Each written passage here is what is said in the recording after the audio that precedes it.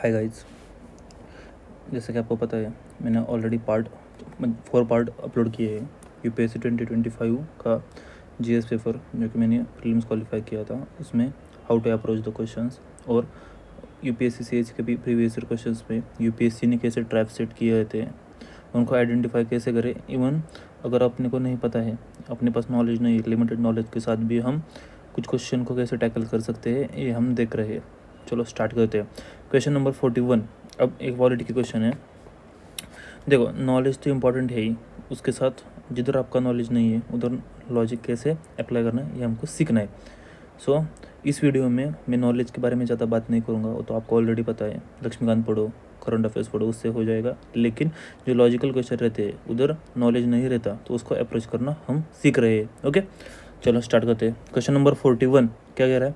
With reference to Indian polity consider the following statement. ठीक है, an ordinance can amend any central act. An ordinance can amend any central act. Okay, any को point out किया इधर। An ordinance can abridge a fundamental right. Okay, can लिखा है। An ordinance can come into effect from a back date. ठीक है, मतलब पिछली तारीख पास से वो चालू हो सकता है, इसको उसका इफेक्ट। ठीक है, अब ये तो नॉलेज का पार्ट है, मतलब जो भी सीरियस एस्पिरेंट है उसको ये आना ही चाहिए। अगर आपको पता होगा देयर इज आर्टिकल 13 और उसमें क्या लिखा है, जो भी law which is inconsistent with fundamental rights उसको नल और अवॉइड कर देना, और वो लॉ एक ऑर्डिनेंस भी हो सकता है। Okay, as per supreme courts different interpretations वो लॉ एक ऑर्डिनेंस भी हो सकता है। तो जो भी सीरियस बच्चा होगा या एस्पिरेंट होगा उसको पता है second statement is not a right statement if you see that statement from a light of article 13, in the light of article 13। ठीक है, ये तो हो गया। सेकंड को एलिमिनेट कर दो तो फिर वो हो जाएगा फिर। ठीक है, आगे। और रही बात फर्स्ट वाले statement can ordinance can amend any central act. So ये तो पता ही होगा सबको, article 123, article 213 talks about this statement. Okay, third statement an ordinance can come into effect from back date, और ये भी अपने को पता है। स्पेशली क्या पता है अपने को कि भाई इसमें क्या होता है कि क्रिमिनल केसेस छोड़ के जो भी अदर देन क्रिमिनल केसेस रहते हैं ना, उनके लिए जो ऑर्डिनेंस है वो बैक इफेक्ट से आ सकता है। ठीक है, ये भी अपने को पता है। सीरियस बच्चों को ये पता होता है, आपको भी पता होना चाहिए। इसके लिए कुछ नहीं, लक्ष्मीकांत पढ़ो और कुछ नहीं। और अगर आपको लक्ष्मीकांत मतलब 1-2 बार पढ़ा है लेकिन ऐसा लगता है कब फिनिश होगा क्या होगा, तो मेरे उसके लिए भी वीडियोज़ बना रहा हूँ, उसमें हम एक्टिव रिकॉल करेंगे। मतलब मैंने क्या किया, मेरे 25 to 30 पेजेस में मेरे पूरे लक्ष्मीकांत के नोट्स हैं, मतलब वो नोट्स प्लस आपको जो टेबल दी है लक्ष्मीकांत में उतना ही करना है, उसके अलावा कुछ भी नहीं करना। और करंट अफेयर्स पॉलिटी का बस, तो मैं एक्टिव रिकॉल में पूरा करवा दूंगा। ठीक है, पूरा मतलब पूरा करवा दूंगा। और आपका हार्डली मतलब इफ़ आप 1.75 पे देखोगे तो हार्डली आपका 5-6 मिनट में एक चैप्टर खत्म हो जाएगा, ट्रस्ट में। और वो रिकॉल इतना बढ़िया रहेगा कि आप कभी नहीं बोलोगे, उसको देख लेना एक बार। ठीक है, आगे। क्वेश्चन नंबर 42 क्या कह रहा है? Consider the following pairs, Arunachal Pradesh, Nagaland, Tripura. Description उनका दिया है। अब इसके बारे में मुझे क्या पता था, इसके बारे में मुझे पता था कि इसका त्रिपुरा को पता था मुझे, if I am not wrong. हाँ, Tripura initially part C state था। It become central administrative territory with the recognition of states in 1957, later art in the status of, ये तो मुझे पता था। लेकिन उससे नहीं बन रहा था, तो मैंने मतलब हो जाता है यार, आपको नहीं पता होता कुछ question, still you have to attempt because 90 minimum मैंने तो ठान ही लिया था, मतलब मुझे मिनिमम 90 अटेम्प्ट करने हैं। क्योंकि पेपर इतना भी टफ नहीं था, कुछ क्वेश्चन थे वो रैंडम थे, लेकिन पेपर इतना भी टफ नहीं था 2023 जैसा, तो मुझे 90 तो अटेम्प्ट करने हैं। तो I have to take risk at some point ना। तो मैंने क्या किया, त्रिपुरा थर्ड तो पता था मुझे लगा यार ये कुछ गड़बड़ है, ओनली 2 भी जा सकता था मैं। मतलब it has been seen that कि जब भी ऐसा रहता है तो ओनली 2 मेजॉरिटी टाइम आंसर रहता है। लेकिन मैं बोला भाई नहीं, इसका शायद गलत दिया होगा, मुझे नहीं पता था लिटरली। मैंने मतलब मैं बोल्ड हो गया इस क्वेश्चन में। I have to accept the fact also ना। ऐसा नहीं होता कि सब क्वेश्चन आपको आते हैं। फिर लोग देखो, इधर क्या है, मुझे नहीं पता था, मैंने बहुत एरर भी किए पेपर में। लेकिन आप ए सीरीज़ लाने का प्राइम मोटिव ही यही कि भाई आप भी उधर जाकर गलतियाँ करोगे, इट इज़ टोटली फाइन। अगर आपको भी लग रहा है भाई मैं तो मतलब बहुत कमज़ोर हूँ, मेरे से गलतियाँ हो रही है, तो इट इज़ टोटली फाइन। मैंने ये गलतियाँ करके भी 120 मार्क्स इसमें लाए, और फिर भी मैं 115 to 120 मतलब वेरी हुए अलग अलग की से, फिर भी मैं आई हैव क्वालिफाइड दिस, मैंने मीन्स लिखा है इस साल का। सो इट इज़ टोटली फाइन कि आपकी गलतियाँ हो, लेकिन सीखो क्या कि भाई मेजोरिटी राइट आनी चाहिए। ऐसा नहीं है कि भाई कोई भी गलतियाँ ना करो, it is not humanly possible ना। ठीक है, तो ये मेरा गलत हो गया, मुझे लगा अरुणाचल नागालैंड। तो हाँ, नागालैंड का क्या है पता है, और दिमाग लगा सकते थे। ये क्या हुआ था नागालैंड का, अगर जो भी मतलब थोड़ा फर पढ़ा है सीरियस बच्चा है उसको पता होगा। क्या पता होगा कि नागालैंड का सीन क्या था कि नागालैंड में स्टेट ऑफ नागालैंड एक्ट आया था, स्टेट ऑफ नागालैंड एक्ट, और आया था उसके उस वो एक्ट की वजह से नागालैंड क्रिएट हुआ था। लेकिन बाद में कॉन्स्टिट्यूशनल अमेंडमेंट शायद, हाँ कौन सी तो constitutional amendment, I am not able to recall right now, उसमें नागालैंड को स्पेशल पावर्स दी थी, बट एक्ट के अंदर है क्रिएट किया था। मुझे उस वक्त याद नहीं था, ऑब्वियसली नहीं याद आ सकता ना सब। इवन द पॉलिटी मेरा मतलब मैं मानता हूँ कि ठीक ठाक मतलब बहुत अच्छा है एज पर मुझे जितना पता है, जितना मैं खुद को एनालाइज करता हूँ, मेरा पॉलिटी अच्छा है, फिर भी मैं नहीं रिकॉल कर पाया उस वक्त। ओके ठीक है। क्वेश्चन नंबर 43, ये तो प्योर नॉलेज, अगर ये गलत हो रहा है तो फिर भाई क्या ही मतलब है ना, समझ रहे हो। With reference to India consider the following inter state council, ठीक है ये तो पता है आर्टिकल से, इसका आर्टिकल है ना, the national security council. National security council executive order से बना था, मुझको पता था ये। और जोनल काउंसिल तो सबको पता है, स्टेट रीऑर्गेनाइजेशन एक्ट ऑफ 1956, तो ये तो नॉलेज से ही होगा, इसमें लॉजिक नहीं लाना। जो यूपीएससी एग्जामिनर एक्सपेक्टिंग की जो क्वेश्चन आपको नॉलेज से आना चाहिए वो नॉलेज से ही आना चाहिए। अगर उधर आप कम पढ़ रहे हो, कम हो, तो लॉजिक का डालोगे तो गलत हो जाएगा। और जो वो एक्सपेक्ट कर रहा है कि प्रीवियस ईयर क्वेश्चन जिसने देखे वो लॉजिक को जानता है, वो ट्रैप जानता है, वो जो क्वेश्चन ट्रैप से सॉल्व होगा, मतलब ट्रैप आइडेंटिफाई करके उसको रिजॉल्व करके सॉल्व होगा, उसमें नॉलेज नहीं यूज़ होगा, बता रहा हूँ मैं। उसको लॉजिक से ही करना है। बी मैकेनिकल, जो क्वेश्चन आपको लग रहा है it is not humanly possible to remember all that fact in the question, for example एक क्वेश्चन है उसमें बहुत सारे फैक्ट्स है, it is not humanly possible, तो उधर 100% कोई लॉजिक प्रीवियस ईयर क्वेश्चन का कोई ट्रैप लग रहा ही होगा, मार्क माई वर्ड्स। और जब आप प्री दे के आओगे आप बोलोगे सर इट इज़ 100% ट्रू। बहुत सारे दोस्तों ने मेरे यार बार बार हम क्या क्रैक कर रहे हैं ना एग्जाम में प्रीलिम्स, तो समझ में आता है यार। ठीक है। क्वेश्चन 44, कौन द फॉलोइंग स्टेट। अब आपको क्या करना है, मैं लाऊंगा जितना मेरे से हो सकता है मैं लाऊंगा। आपको क्या करना है, प्रीवियस ईयर क्वेश्चन पेपर लेने हैं, ट्रैप को आइडेंटिफाई करना है। अगर आपको हो तो मैं सीरीज लाऊंगा उसके लिए भी, और ट्रैप के हिसाब से क्वेश्चन लूँगा, समझ रहे। फॉर एग्जांपल ट्रैप को नाम दे दूंगा, उसके पूरे 5 साल के क्वेश्चन ले लूँगा, ऐसे करेंगे अपन। उससे क्या होगा, आपको मैकेनिकल होने में आसानी होगी। मैकेनिकल मतलब कैसा, अगर नॉलेज से हो रहा है गुड, आपको समझ में आ रहा है भाई ये तो नॉट ह्यूमनली पॉसिबल और किसी एस्पिरेंट के लिए पॉसिबल नहीं है, सीधा नॉलेज दिमाग मत लगाओ, लॉजिक ट्रैप अप्लाई करो, निकल जाओ। ठीक है। आगे question number 44, the constitution of India explicitly mention. Usually क्या होता है एक्सप्लिसिटली और कॉन्स्टिट्यूशन हो तो थोड़ा मतलब ये स्केप्टिकल रहता है ना, लेकिन इधर इधर क्या दिया है, the constitution of India explicitly mention that in certain sphere the governor of a state acts in his her own description, मतलब गवर्नमेंट के डिस्क्रिप्शन की बात चल रही है। अगर if I am not wrong, I am recalling it rightly, then it must be article 163। ओके, article 163 में शायद गवर्नमेंट के डिस्क्रिप्शन की बात की है, तो मोटा मोटा तो ये सही है, मतलब सही है। एग्जाम में आप कन्फ्यूज हो सकते हो लेकिन ये सही है, मुझे पता था इसलिए मैंने के लिखा। The president of India can of his oblique her own reserve bill passed by the state legislature for his oblique consideration without in being forwarded. भाई ऐसा तो कभी पढ़ा ही नहीं, हमने पूरी लक्ष्मीकांत 10 बार पढ़ी है, लेकिन ऐसा कुछ नहीं है। गवर्नर क्या करता है, रिजर्व करता है फॉर प्रेसिडेंट, ऐसा उल्टा नहीं है ना इधर, तो ये तो नॉलेज है। आगे इसका article, if I am not wrong, article 200 है शायद, 200 देख लेना एक बार। ठीक है, नॉलेज का पार्ट नहीं है भाई, लॉजिक सीख रहे हैं ना अपन इधर, नॉलेज तो आप देख लो रिवाइज करते समय। कंसिडर द, और रिवीजन नहीं है समझ में आ रही, एक्टिव रिकॉल कैसे करते हैं तो मेरे वीडियोस देखो उसके। Consider the following pairs provision in the constitution of India, separation of judiciary from the executive in the public service of the rest, वो आर्टिकल 50 है ना। डायरेक्टिव प्रिंसिपल्स 50 मतलब क्या, सेपरेशन। Directive principles of state policy, it is right valuing and preserving the rich heritage of composite culture, ठीक है। Prohibition of employment of children below the age of 14 years in factories, ठीक है, ये तो पता ही सब नॉलेज। आगे इस क्वेश्चन में ज़्यादा ये मत करो यार, नॉलेज वाले क्वेश्चन है। Fundamental duties, DPSP, fundamental right, ये तो लास्ट मोमेंट रिवाइज करके जाने ना आपको। उसके रिवीजन में हम एक्टिव रिकॉल करेंगे, एक और एक each and every fundamental rights का आर्टिकल आपका रटा हुआ होगा, ट्रस्ट मी, आप प्रोसेस फॉलो करो। Question number 46, sorry, with reference to constitution of India, if an area is in a state is declared as schedule area under 5th schedule, और अगर 5th schedule में कोई एरिया चला जाए तो क्या होगा, ये पूछ रहा है ये मोटा मोटा। ठीक है, क्या बोल रहा है ये बोल रहा है कि the state government loses executive power in such areas and local body assume total administration. ठीक है भाई, मतलब स्टेट गवर्नमेंट को तो पूरा ही मतलब निकम्मा ही कर रहा है ये इसके हिसाब से। The union government can take over the total administration of such areas under certain circumstances और रिकमेंडेशन ऑफ द गवर्नर। ठीक है, रिकमेंडेशन ऑफ द गवर्नर, ठीक है। तब इसका क्या है पता है, इसका सीन है कि एक तो आपको 5th और 6th शेड्यूल बहुत इंपॉर्टेंट है ना अपने लिए, तो आपको ये पता ही होनी चाहिए कि भाई 5th शेड्यूल में क्या लिखा है, 6th शेड्यूल में क्या लिखा है, इसके डिटेल प्रोविजंस क्या है, इनको आपको लास्ट मोमेंट पे रट के ही जाना है। इसको नहीं रट के जाओगे तो जो रट के आएगा वो कर लेगा ना फिर वो। इसका आंसर क्या है, इसका आंसर है डी, इसका आंसर है डी। पहला तो गलत है। पहला क्यों गलत है भाई? क्योंकि सीन ए है कि पहला इस वजह से गलत है, एक मिनट लेट मी सी। हाँ, क्या है, state government loses executive power in such areas and local body.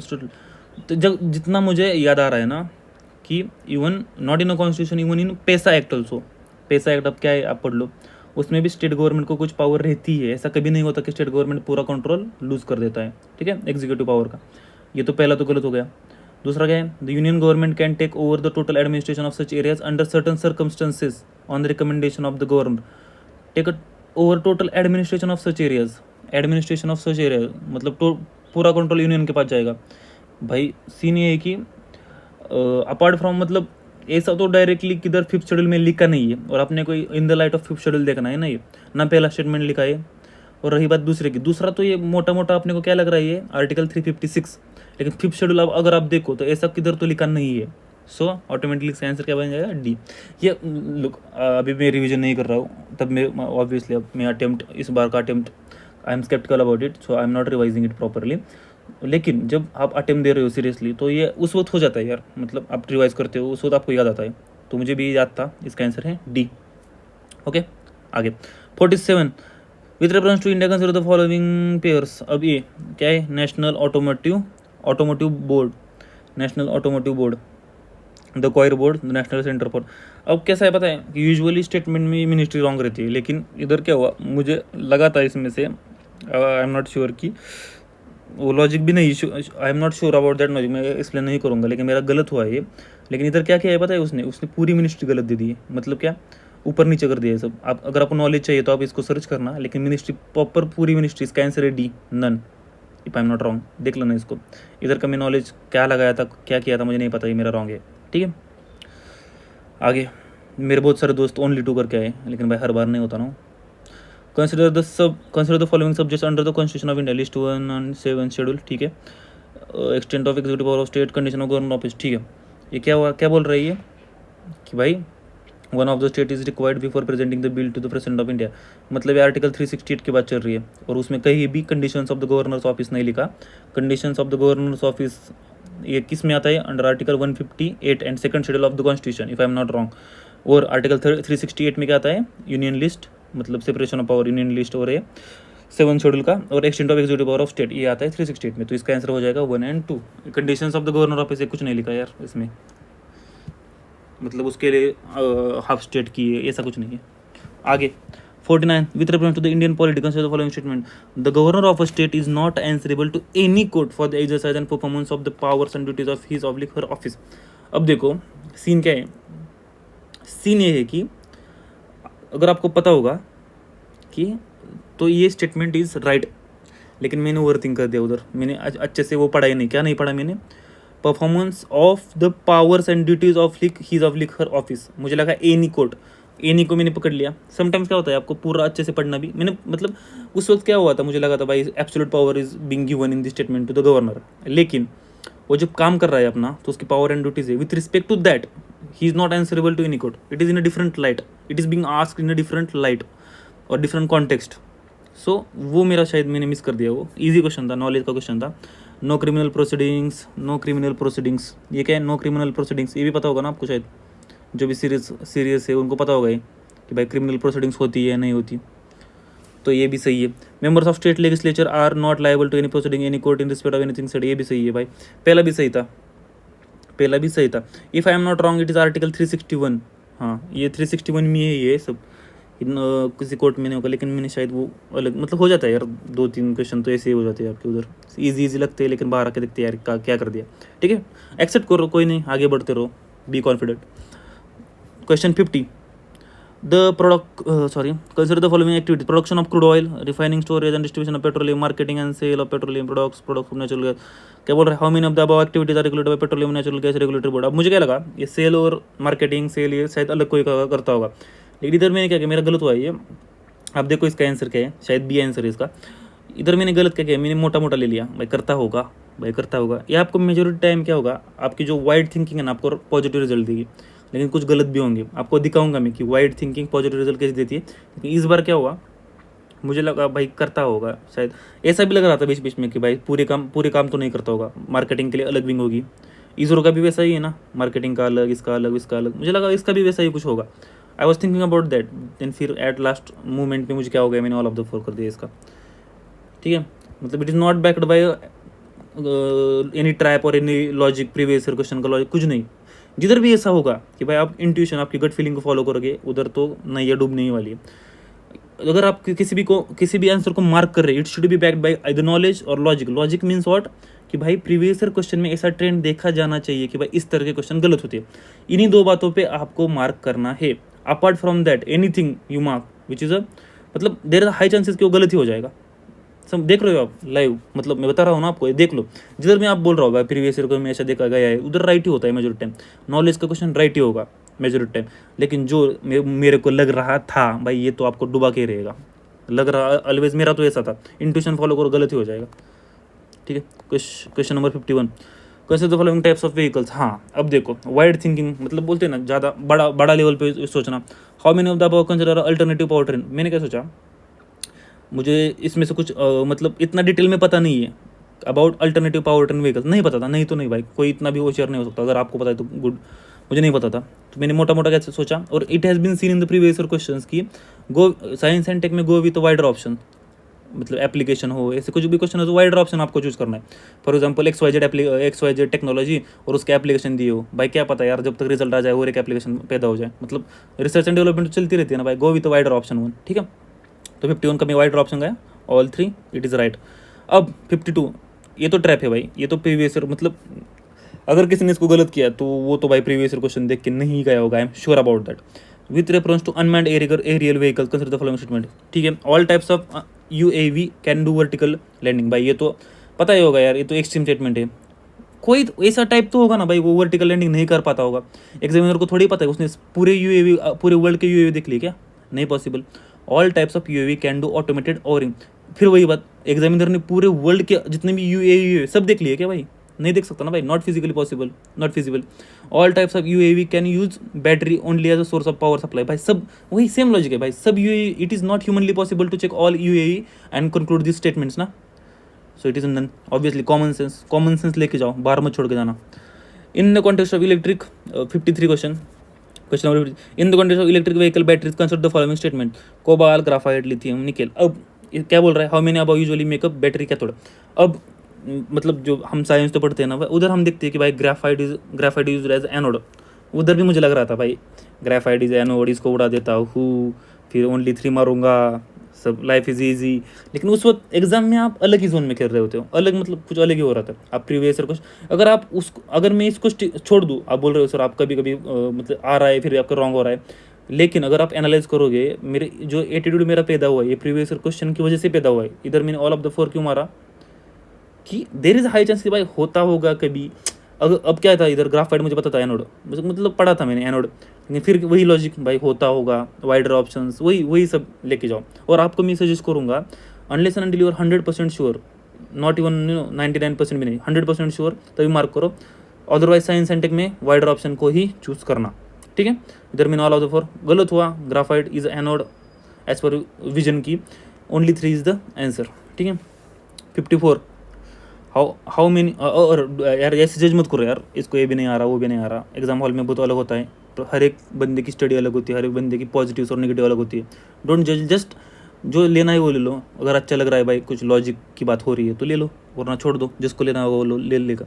ठीक है, 54, consider the following. Cigarette birds, I glass lenses, car tyres contain plastic. अगर मैं बोलूँ कि भाई कार टायर्स में प्लास्टिक नहीं है, तो मेरे पास कितना नॉलेज होना चाहिए, मैं कितना फैक्चुअली करेक्ट होना चाहिए मैं खुद, तब मैं जाके वो स्टेटमेंट कर सकता हूँ। मैं इतना करेक्ट नहीं हूँ। तो भाई मोटा मोटा वाइडर ऑप्शन को लेकर चलो, ऑल द 3। एग्जामिनर पूरे कार वर्ड में से कार टायर नहीं चेक करेगा। एग्जामिनर जितने भी आई ग्लास लेंसेज है पूरे वर्ड में वो नहीं चेक करेगा। एग्जामिनर कभी भी पूरे सिगरेट बर्ड्स नहीं देखेगा भाई इसमें प्लास्टिक है नहीं है। कॉमन सेंस यूज करो, all of the 3, all 3 is the right, सब में प्लास्टिक है। It is very hard for examiner to prove that कि भाई इनमें से किसी के एक में भी प्लास्टिक नहीं है। कॉमन सेंस लगाओ यार, अगर वो बोले भाई एग्जामिनर ने दिया होता 1 and 3 इज राइट, भाई ऐसा कौन तो बच्चा जाएगा और आई ग्लास लेंसेज लेके आएगा, उसमें 0.01% प्लास्टिक होगा, तब तो एग्जामिनर का क्या होगा, UPSC है ना भाई वो। कॉमन सेंस यूज करो। 55, consider the following statement: ethanol, nitroglycerin, urea. Coal classification technology can be used in the production of how many of the same? Unless and until I am not 100% sure कि भाई इनमें से किसी में भी किसमें coal gasification नहीं होता, I will always go with a wider option. ये लिख लो भाई आपके टेबल जिधर भी पढ़ाई कर रहे हो ना. Unless and until you are not sure, science and tech में go with a wider option. इधर भी देखो आप, ऑल ऑफ द थ्री आपको दिखेगा हर जगह. ठीक है. If I am not 100% sure भाई इसमें कि नाइट्रोग्लिसरीन में नहीं होता, अगर मुझे 100% पता है नहीं होता तो मैं ओनली 2 करता. नहीं पता है भाई, मोटा सोचो, bigger thinking, wider thinking, all the 3. ये आपको at the end of the day, मतलब जब 100 क्वेश्चन हो गए ना, तो आप देखोगे मैंने यार मैंने प्रीलिम्स जीएस क्वालिफाई मतलब प्रीलिम्स क्वालिफाई की है. सो मेरा अप्रोच देखो, मेरे जितने भी दोस्त हैं सब यही अप्रोच करते हैं यार. आप अलग स्ट्रीम से अलग मत भागो, मुँह के बल गिरोगे. साइंस एंड टेक में ऐसा ही होता है, साइंस एंड टेक में ऐसा ही होता है और आपको ऐसे ही सॉल्व करना है. आपका अगर 100% आपको नॉलेज नहीं है तो आपका लिमिटेड नॉलेज किधर भी मत डालो, गलत हो जाओगे मेजोरिटी जगह पे. ठीक है. सो इसका ऑल द 3. हाँ, इसका 55 का आंसर ओनली बी है, नाइट्रोग्लिसरीन में नहीं है. लेकिन आपको ऑल द 3 ही मारना है. If you are not sure, wider option, always go with wider option, ये आपको अल्टीमेटली पॉजिटिव रिजल्ट देगा. 56, what is the common characteristics of the chemical substance generally known as Cl20, HMX, LMM which sometimes talk. अब मैंने क्या किया, मैंने ऊपर नीचे देखा. ऊपर नीचे मतलब 55 is also about science and tech और काइंड ऑफ वैसा ही है कुछ. 57 इज ऑल्सो टॉकिंग अबाउट वही साइंस. तो मुझे लगा भाई ये भी साइंस का होगा, लेकिन मैंने ऑप्शन देखे भाई military weapons, cruise missile, rocket, ये सभी ऑप्शन के थे, साइंस के थे. फिर it has been seen in previous year question कि भाई जब भी अगर 4 ऑप्शन में से 3 ऑप्शन मोटा मोटा एक ही सब्जेक्ट के हो, जो चौथा होता है वो यूजुअली आंसर होता है. समझ में आ रहा है, यूजुअली आंसर होता है. तो एज पर दैट नॉलेज मैंने लॉजिक मैंने ये किया कि there are alternatives to hydrofluorocarbon refrigerants. ठीक है. लेकिन इसमें से मिलिट्री वेपन शायद आंसर है इसका बी. ठीक है. टोटली फाइन हो गया, गलत, टोटली फाइन. लेकिन it has been seen in previous year question. आप वो भी देखोगे क्या कि ऐसे कुछ ट्रेड होते हैं. आपको एक क्वेश्चन याद मतलब बताऊंगा, चलो मैं जब वो पढ़ाऊंगा तो बताऊंगा, आप कन्फ्यूज हो जाओगे अभी. तो ये ट्रेंड को देखो कि भाई प्रीवियस ईयर क्वेश्चन में कैसे डाला है उसने, इसका क्या है क्या नहीं है. ठीक है. नेक्स्ट 57. और जब भी आपको ऐसे क्वेश्चन मिले ना कि भाई ऐसा कुछ दिया है, आप उसके ऊपर का क्वेश्चन उसके नीचे का क्वेश्चन चेक करना. कभी कभी क्या होता है, A option is about for example economics, B is about environment, C is about science and tech and D is about polity. आपको ये पता चलता है कि भाई इसके ऊपर एग्जामिनर ने साइंस एंड टेक का पूछा है, नीचे साइंस एंड टेक का पूछा है. सो इसका भी आंसर जो मोटा मोटा होगा, it should be from field of science and technology. So ऐसा होता है, प्रीवियस ईयर क्वेश्चन में देखा गया है. ठीक है. आगे, और इसमें मैंने ऑड मैन आउट चूज़ किया. Again it is wrong but many year times it is right option. आगे 57. Consider the following statement, it is expected that Majorana one chip will enable quantum computing. ठीक है. Expected क्या है भाई, किसने किया है, क्यों किया है, पता नहीं. एक्सपेक्टेड तो कोई भी कुछ भी कर रहा है. मोजोरोना वन चिप कर सकता है ना भाई, मैं भी एक्सपेक्ट कर सकता हूँ, तुम भी कर सकते हो, कोई भी कर सकता है ना.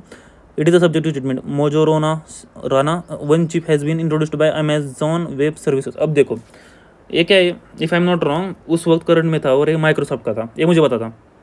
लॉजिक इसलिए डाला है क्योंकि डीप लर्निंग उधर मतलब उस वक्त में क्या सोच रहा था मुझे पता नहीं, लेकिन ये मुझे 100% आई वॉज श्योर अबाउट कि भाई ये माइक्रोसॉफ्ट, अमेजोन का तो नहीं है. बिकॉज मैंने करंट अफेयर्स के भी शॉर्ट मतलब जो ऐसे फैक्ट थे वो निकाले थे, तो मुझे पता था ये अमेजोन का नहीं है. सेकंड गया तो आंसर इज 1 and 3. ठीक है. आगे, with reference to monoclonal antibodies often mention in news, consider the following statement. अब मुझे ये पता था भाई ये मैन मेड तो है, ये मैन मेड तो है, ये मैन मेड तो है. अब जब भी कभी आप ऐसे सिचुएशन में फंस जाओ, आपको एक स्टेटमेंट पता है बाकी पता नहीं है, तो आप देखो भाई दोनों स्टेटमेंट क्या कह रही है, एक्सट्रीम है नहीं है, आप उसको निगेट कर सकते हो या नहीं कर सकते. मैं दूसरा बता, they simulate immunological function due to their ability to bind to specific antigen. ठीक है भाई, बाइंड करता होगा. मैं इसको अगर मैं गलत मानूँ तो क्यों मानूँ, इसके लिए मुझे स्ट्रॉन्ग रीज़न चाहिए. भाई वो बाइंड नहीं करता तो मुझे स्ट्रॉन्ग रीज़न नहीं लगा. They are used in treating viral infections like that of Nipah virus. Like that of Nipah virus. Okay, like that of very मतलब light statement है. Like that of there are n number of viruses which are like Nipah viruses. तो उनमें से किसी एक को भी ये ट्रीट कर रहा है, समझ में आ रहा है, तो भी ये स्टेटमेंट ट्रू है. समझो भाई, सब्सटेंस समझो स्टेटमेंट का. Like that of Nipah virus में से तो कितने वायरस हो गए निपा जैसे, उसमें से एक आधे को भी ये ट्रीट कर रहा है, तो ये स्टेटमेंट राइट है.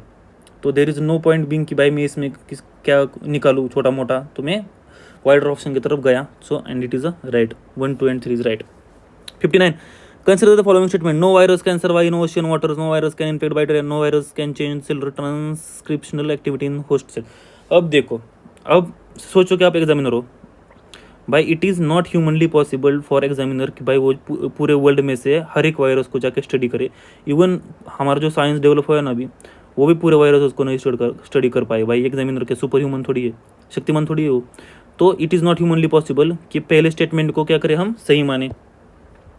कोई तो वायरस होगा यार, कोई तो वर्ल्ड में होगा, वो ओशियन में सर्वाइव करता होगा। Second, no virus can infect bacteria. भाई ये तो मैंने पढ़ा था, देर आर फ्यू वायरसेस, लेकिन ये सब ह्यूमनली पॉसिबल ही नहीं है कि किसी बंदे को इतना नॉलेज हो। एग्जामिनर क्या भगवान थोड़ी है भाई। नो, वो एग्जामिनर कैसे बोल सकता है भाई पूरे वर्ल्ड में ऐसा कोई वायरस नहीं है जो बैक्टीरिया को नहीं, उसने जाके पूरे बैक्टीरिया और वायरसेस का देखा है क्या, उसने इम्पैक्ट नहीं देखा ना भाई। Not humanly possible, common sense के क्वेश्चन है।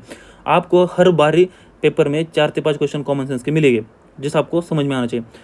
Third statement, no virus can change cellular transcriptional activity in host cell. भाई फिर वही भगवान थोड़ी यार एग्जामिनर जो ऐसे स्टेटमेंट डाल रहा है।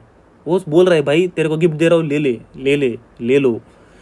Question number 60, consider the following statement. Statement 1 क्या, activated carbon is a good and attractive tool to improve pollutants, remove pollutants from effluent streams and to remediate contaminants from various industry. ठीक है भाई, मुझे activated carbon सुन के वो face wash याद आ रहा है ऐड। अगर आपको भी आए तो आपका कॉमन सेंस भी जिंदा है अभी।